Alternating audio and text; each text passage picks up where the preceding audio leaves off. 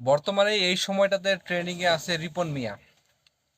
রিপন মিয়ার প্রত্যেকটা ভিডিও এখন হাজার হাজার লক্ষ লক্ষ ভিউ হয়ে যাচ্ছে।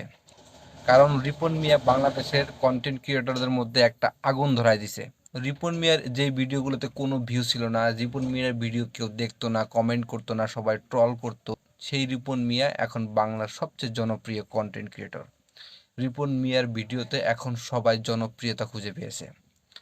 আসলে এখন আবার রিপন মিয়াকে নিয়ে অনেক বড় বড় কন্টেন্ট ক্রিয়েটর ভিডিও বানাচ্ছে, আপনাকে আমাকে নিয়ে ভিডিও বানাবে না।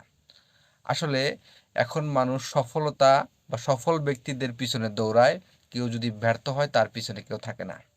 রিপন মিয়া এখন সফলতা অর্জন করেছে, তাকে নিয়ে সবাই ভিডিও বানাচ্ছে।